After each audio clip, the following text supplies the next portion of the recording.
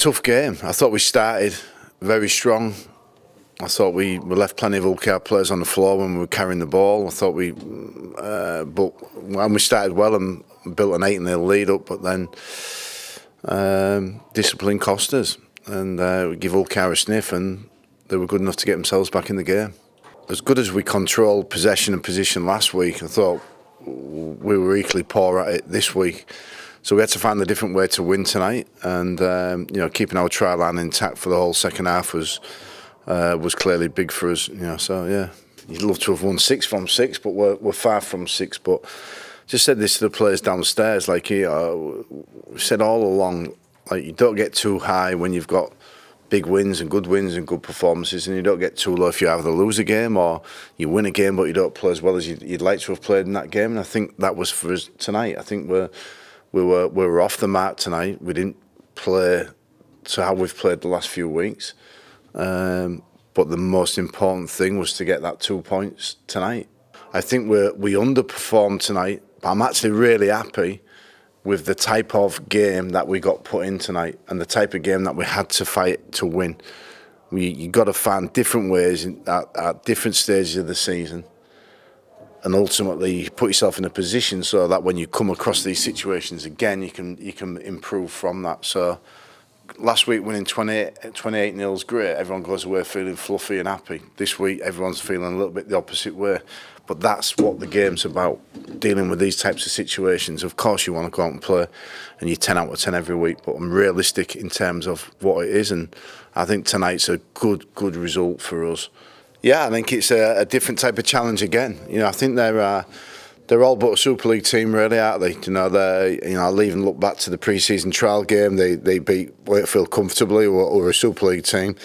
They're unbeaten so far in the competition. They've got quality players, very experienced players, some good young players, some good overseas players, and obviously they've got Brian Mack who's coaching them. So they're a really balanced club at the minute, and I'm sure they're going to come and challenge us next week. Ouais, c'était un match très dur. C'était un match très dur pour nous. Bon, après, on gagne, on ramène les 2 points. Je pense qu'on est content de gagner. Mais après, je pense qu'on doit gommer quelques erreurs et continuer à travailler dur pour s'améliorer et éviter d'être dans le dur comme ça. Nous, depuis le début de la saison, nos 20 dernières minutes, à chaque fois, on ne concède pas d'essai. Et je pense que c'est très important. Enfin, c'est ce qui te fait gagner un match, parce que tu prends un essai à la fin et c'est un peu plus compliqué. Bon, après, là comme tu l'as vu, on n'a pas pris d'essai. Je pense qu'on défend bien, on fait les efforts. Mais après, bon, ça a été dur, c'était une très belle équipe de ULKR. Et il faut qu'on travaille un peu plus pour être moins sous pression. Oui, ça fait plaisir, c'est un bon début. C'est un bon début. Après, la saison est longue, la saison est très longue. Je pense qu'on doit continuer sur ce rythme pour amener le plus de victoires possible et pour aller chercher une place en finale ou grande finale. Oui, ça fait du bien, hein, c'est une victoire. Après 10-10 à la mi-temps, voilà, c'était un match compliqué. 18-10 score final, c'est bien parce qu'on les laisse à 0 pour la seconde mi-temps. Donc c'est positif, c'est une victoire. On la savoure, mais c'est pas non plus une victoire fabuleuse, on va dire. Mais c'est positif. On nous a un peu secoué, je pense, parce que voilà, on fait pas mal de fautes. On prend 1 ou 2 interceptions, donc du coup ils viennent dans notre camp au lieu de marquer ou au lieu de les laisser chez eux.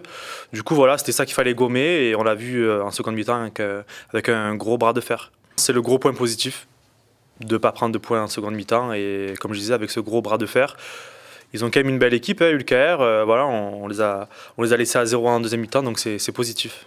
Je pense que c'est bien, on perd le premier à Saint-Helens, voilà, les champions en titre, et ensuite on enchaîne 5 victoires.